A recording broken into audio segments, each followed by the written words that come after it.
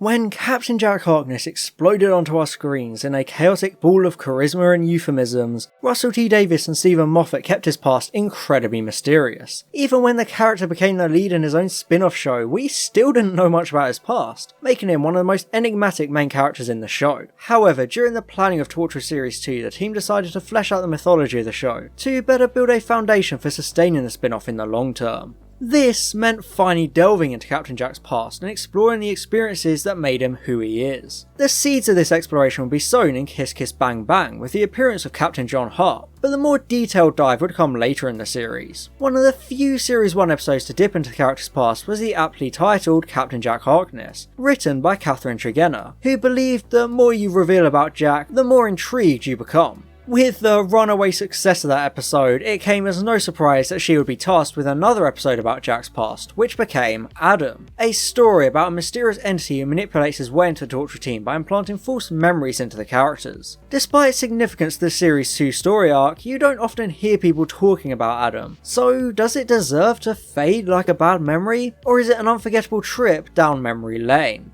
I guess it's time to... remember? One of the worst parts about Torchwood is the cheesy openings about who Torchwood are and what they do. It's always pretty cringe, but Adam actually manages to add something really interesting to them. They slip the character of Adam into the sequences as if he's an actual member of the team. You might not notice it at first, but it's a fantastic detail that plays into the setup so well. It's a really underappreciated part of the episode. I remember the first time I watched this, I was genuinely fooled at first. I thought I'd missed an episode where Adam was introduced, since the opening just has him there, like he's been around for a couple of episodes. However, Gwen has been on holiday in Paris for the last couple of days, so she, like the viewer, doesn't know who Adam is. When you write a story like this, you need an outside presence to alert the audience to things being fishy, which is the purpose Gwen serves here, driving that narrative rather than already being brainwashed. She's there to set up how Adam works, since he responds to her confusion by implanting these false memories of their friendship. It's edited in a way that clearly shows he's not been there the whole time, which is a smart move because it keeps you on board with the storyline, rather than being confused about seemingly missing 3 years worth of stories introducing him. You okay with that? I have been for the last 3 years. However, a consequence of Adam's memory alteration comes as Gwen returns home, not recognising Rhys and thinking he's a stalker, a very committed one given all those pictures. Like the beginning, it uses Gwen as a bridge between the narrative and the viewer. Obviously, we know who Rhys is. They had even spent the entirety of the previous episode working through their trust issues and becoming closer as a couple, so this is an interesting route to take. It's also thanks to Meet that Jack and Rhys know each other, so the Torchwood leader is able to defuse the situation. It's not like Rhys has been completely burned out of Torchwood's memory, it's isolated exclusively to Gwen, which opens up a lot more potential. To try and help her remember, Jack interviews Rhys on camera. This scene is wonderful, and it kind of sums up their relationship in a way. Rhys would do anything for her, but she's so distant, like an entirely different person. The episode essentially takes that part of their shared journey and makes it literal, kind of bulldozing their relationship. You feel so immensely bad for Gwen for what she has to go through, losing this entire part of her life without knowing what she should be feeling towards this strange man. He apparently knows everything about her, but she knows nothing about him, so you can really understand why this whole situation is so mentally taxing, since she can't understand why she wouldn't remember such an important aspect of her own life. There's just a real tragedy for her in this episode. I think it does a good job making you feel sympathy for Rhys too, because he has to see this woman he loves look right through him and even fear him for no reason. It's not just you who's lost something. The couple's story in this episode is a simple yet powerful one, since they have to find a way to bring Gwen's memories back and re-spark their love. There's an especially touching scene as Rhys reveals his insecurities about Gwen having only settled for him. It's a bit awkward because from an outsider's perspective, we know she actually kind of has. And you said yes. Well, no one else will have me. I think it's really relatable that Rhys has this worry. Her day job is hunting aliens and all these exciting adventures, but when she goes home to Rhys, she's going back to Spag Bowl and other mundane things. That's what makes it so powerful that she's able to fall back in love with him. She essentially has this chance to start afresh and trade up. but the fact she doesn't because she genuinely loves Rhys is so good for her character, and fixes a lot of the issues she's had up to this point, so it's a good character reset of sorts. However, I do think their story could have maybe been expanded upon a bit more in this episode, but it's still satisfying with the amount we get. Rhys and Gwen aren't the only romantic storyline in this episode though. We also find out Tosh and Adam have apparently been dating for a year. Him implanting these memories is definitely scummy of him, but that's kind of the point, because it further shows this is a very bad guy. He clearly has sinister intentions. This relationship with Tosh is also wonderful for the wider storyline with her and Owen. It flips their dynamic in a way, her being the confident one and him being the socially awkward pining nerd desperately trying to get her attention. Something important to note is that Tregenna had also written Meet, the previous episode, where Tosh kept trying to invite Owen out and bring him things. So it's clever how she inverts it here, even going as far as mirroring the sandwich scene from that previous story. It's a clear-cut way to show the effects of Adam, since we've spent so long with these characters to understand how out of character they are. He's like a little puppy bringing us sticks. When's he going to realise he's got no chance? There's even a very awkward scene as Owen confesses his aching love for his co-worker. He's almost like a teenager thinking this will somehow work because it always does in the movies. However, I like how Tregenna just shoots him right back down to earth by making Tosh respond very realistically. That is completely inappropriate. At this point, someone should probably call Ianto. He's the closest thing they have to an HR department at Torchwood. Throughout the first 10 minutes of the episode, Captain Jack's had eerie visions, culminating in a spectre of his own father. Out of everyone in the Doctor universe, Jack was one of the most mysterious characters up until this episode. We never knew his real name, we only found out where he came from in the Last of the Time Lords, and we never had any idea of his family. However, Kiss Kiss Bang Bang had set the tone for series 2 exploring this murky past, and I personally think this is the perfect episode to do it in, since it's a story all about memories. Indeed, he flashes back to his home on the Beauchene Peninsula in the 51st century, explaining how his planet was invaded by nameless, evil creatures and he lost his brother Grey. I adore the visuals of the sequence, with a striking contrast between the dark rain of the present day and the sunny desert of his flashbacks. Or wait, they flash forward since this is technically the future. Unfortunately, I think this scene is kind of derailed by John Barrowman, who doesn't do a very good job with the speech. I feel it's a bit too wooden and kind of detracts from the emotion of the moment. 1 minute his hand was in mine. I don't know when he let go. I don't think I noticed. I thought he was there just behind me. Even so, the scene is the perfect justification for why Jack bottles up his past so much. He lost his family and blames himself for it, so it explains a lot about his characteristics and his sense of guilt. And you always remember what you killed, don't you, Jack? One of the many side plots of the episode is the team trying to identify a strange wooden box which Adam supposedly discovered on an excavation a few months before. However, when checking his diary, Ianto finds no mention of Adam anywhere. This is a sublime use of the character. He's always been a very organised man, something obvious just by his dress sense. It makes a lot of sense he'd have a detailed diary of everything that goes on in Torchwood, so it's a good catalyst for Adam's plan to start unravelling. Indeed, Ianto confronts the mysterious 6th Torchwood member, who reveals he exists through other people's memories. However, to keep Ianto silent, he floods him full of false memories to gaslight him to believing he's a serial killer, murdering women on the streets of Cardiff, like a regular Jack the Ripper. This scene is absolutely stellar. It's so perfectly shot and edited, a frenzy sequence as he's filled with self-doubt as to his own identity. As a viewer, it's easy to sit back and go, oh, well, obviously this isn't real. But we've seen the extent of Adam's powers already. Ianto has no idea what's real and what isn't anymore, which is utterly terrifying to think about. It ups the ante quite well in my opinion, because it shows how much more malicious Adam is.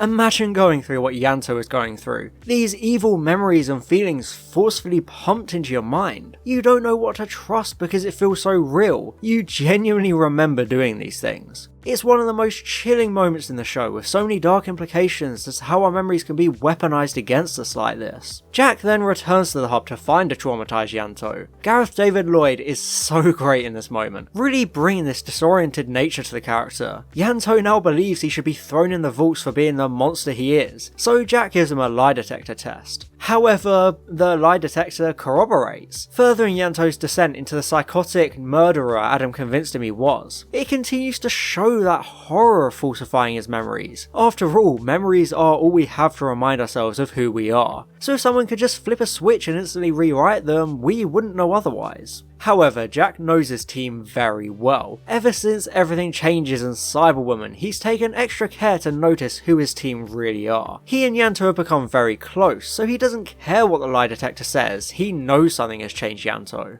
Adam's one display of arrogance that actually leads to his unveiling, because it's not something Ianto can live with. Since Jack is certain of Ianto's innocence, he checks the CCTV. Adam was too busy getting laid to think of covering his tracks and removing any trace of his manipulation of Ianto, so this was his ultimate mistake. Memories are all we have to remember who we are as people, but as the episode established all the way back at the beginning, cameras are good for permanent records. So I like that it's this combination of these less easily manipulated things that lead to Adam's downfall. Jack goes back through all the moments where Adam implemented false memories and puts the pieces together, noticing he does the same thing every time, so he realises none of this is real. When you really think about it, Adam's plan was destined to fail, since he doesn't have any physical record of being there. He has no blood sample, no workstation. There's nothing physically establishing him as a member of Torchwood, so it's not surprising that these are the things tipping Jack off and confirming his suspicions. However, before they can continue their investigation, the workday begins, so they have to play along to avoid Adam realising they're onto a scheme. The scene is framed so well, Jack and Ianto angrily looking down on the others who are blissfully unaware and living this lie. It's so good.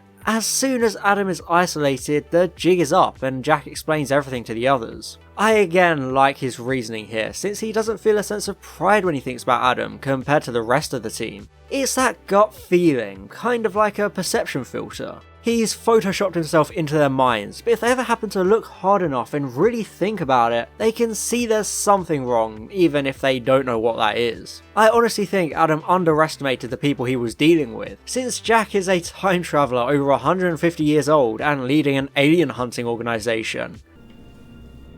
Good job. It's what we do best. Wipe out aliens. He's pretty much the last person you'd want to try this on, so Adam essentially bit off more than he could chew. However, thanks to Adam's manipulation of the rest of the team, he has insurance in the form of Tosh, who earlier said she'd die for him. He made her so smitten with him that she'd defend him here, so it's actually smart on the villain's behalf, although Ianto is able to disarm her, meaning this plot thread doesn't really mean very much. Now that he's been rumbled and thrown into the vault, Adam pleads for his life, claiming he changed everyone for the better. He does have a point when it comes to Tosh and Owen, since Owen isn't jaded or cynical and Tosh has more confidence now, but the problem is that's not who they are. You can't just take that away from them. These negative traits are what makes them who they are. By taking those and flipping them, it makes them completely different people with different issues. All Adam has done was reverse the situations and ended up back at square one. He is not just some saint who has their best interests in mind. It turns out he was drawn to the Torchwood team through their unique and wonderful memories. They were essentially the flame to his moth, glistening in the mundanity of the rest of the planet, inviting him in to feed on such rich experiences, which is a very clever explanation for his presence. I personally think Adam is one of the most interesting villains in the Doctor universe, because he only exists as long as the protagonists remember him, kind of like a parasite in a way, needing these hosts to feed off. As soon as they forget him, he'll cease to exist, he can only live through them, which is an utterly magnificent premise for an antagonist. In the end, that's the only power he has. He can insert himself into these memories, slide into their lives, force horrifying thoughts into their minds, but he's utterly powerless in the wider scheme. Don't kill me! I had to become part of your memories in order to survive. I didn't mean any harm. Jack's solution to the problem is to take the Torchwood team into the meeting room for a spiritual getaway, where they all have to focus on a non-Adam memory that defines them. One by one, they think back to important moments. Gwen finding a connection with Rhys, Owen reliving a painful memory from his 10th birthday, Tosh recalling maths club, and Ianto thinking about Lisa. I've always thought this is a powerful scene, and it really does define them. It especially does a lot to help you understand who Owen is as a person. As soon as he turned 16, his mum packed his bags and kicked him out to survive on his own. It explains so much about the way he's characterised. He's always been a roguish lone wolf trying to do things on his own, never wanting to get close to people and always being so cynical towards others. Now, we understand why. It's simply because he had to grow up that way to survive, which is tragic in its own sense. However, I think the most important part about the sequence is that their memories aren't just happy, they also have plenty of sad ones. That's what Adam didn't understand when he claimed he made them better people. Sure, our happy memories contribute to our personalities, but it's really how we navigate our trials and tribulations that define us and make us who we are. That's what makes us human. So I think it's a superb touch for the scene and the overall message for the episode as a whole. Although I don't like that everything becomes about Jack, almost making him their messiah, which is just a little bit weird. Who'll save me? I will. With the team coming to terms with their sense of self and taking amnesia pills to forget Adam, that just leaves Jack, who confronts the fading villain one final time. This leads to a very interesting moment of reflection because he has almost nothing but bad memories after all his years and all his lives. This means he walks right into Adam's trap since he promises to take Jack back to his last good memory. It's a very clever last-ditch effort from the villain. He has these powers of being able to manipulate and change their memories, so it makes sense that he'd be able to make them relive old memories long buried. Indeed, Jack begins to recall this happy memory as he plays with his dad. The colours of the scene are so vibrant and I love the ethereal feeling to it all. It's obvious why Jack is so fond of this memory because everything is so simple. It was before he was confronted with the horrors of the universe and before he had any responsibility. I feel as though everyone has a memory like that from their childhood. Something you look back on and think about how much easier life was back then when you had nothing to worry about. It's a very humanising moment for Jack.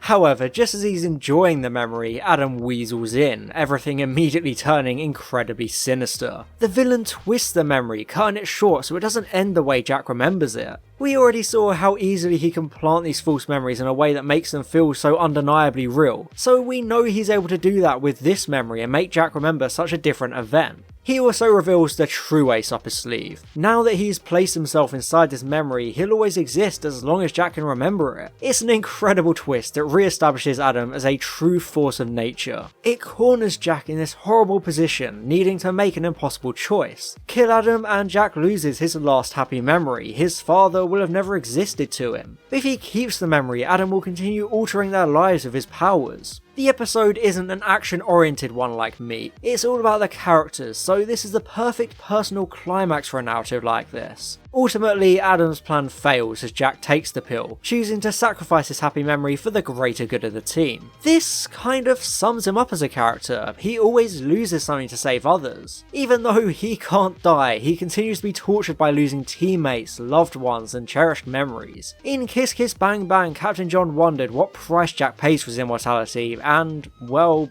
this is it. With the entire Torchwood team forgetting him, Adam ceases to exist and they all wake up the next day confused about the past 48 hours. One hell of a hangover. Interestingly, as far as I know, this is the first and only TV story in the Doctor Who universe where none of the protagonists actually remember the events of the story, which goes to show just how creative the premise and the solution was. We also see everyone finally return to their former selves, owing back to being cynical and a bit heartless, while Tosh becomes shy and naive again. I can't help but feel really bad for them. The episode basically confirmed that Owen actually loves Tosh as well, but now he's gone back to how he was and would never admit feelings for her. Lastly, we finally see the mysterious box open, which supposedly contained Jack's final happy memory once Adam inserted himself in it. Now though, all that's inside is sand, those precious memories slipping through Jack's fingers. It's a bittersweet moment, a physical representation of what he was forced to trade. However, even though the CCTV and records from the last 2 days were wiped so no one knows what happened, there's still a glaring plot hole regarding Adam, since Rhys briefly met him, so could potentially end up bringing him back by accident.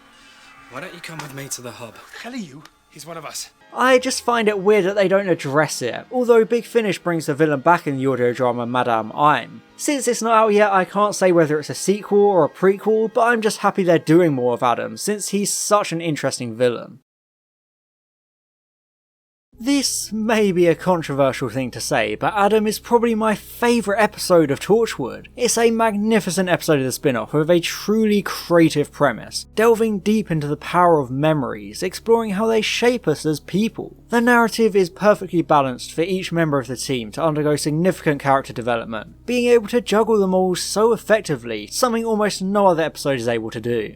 Adam is a remarkable villain, unlike any other Torchwood has faced before. This entity from the void wielding such power, which is used wonderfully with some unforgettable sequences like the one with Ianto. Brian Dick brings a lot of life and charisma to the character, effortlessly blending into the Torchwood team organically. He genuinely feels like a proper part of the team with his snaky ability to get anyone to trust him, since he's just good old Adam. He perfectly infiltrates the team in one of the most unique infiltration plots someone could ever come up with. It's such an interesting way for a villain to worm their way into the team, having just apparently been there all along. After umming and ahhing a bit, I think I'd give Adam an S rank on the Series 2 tier list. It's my favourite episode, but it's not without fault. There are quite a few plot holes, and Barrowman drops the ball a couple of times in emotional moments. Despite this, I simply adore the episode. It's a massively important part of the wider Series 2 storylines, and Tregenna's understanding of all the characters shines through. The pacing is just right, allowing the episode to fly by while still being filled to the brim with all this character work, along with the unprecedented dive into Captain Jack's mysterious past. And I love the design of the Beauchene Peninsula, looking sufficiently futuristic. It might not be a common episode to see in top Torchwood episode lists, but I personally think it's one of, if not the best of them all. And it's your favourite episode too. Remember? And I'd like to give an extra special thank you to all my gold level patrons: Alex Marston, Calvin, Daniel Shillito, Fowland Cortez, Franz Horn aka Line Vortex, George, John, Stephen Evan Miller and William Jewell. Thank you so much for your support.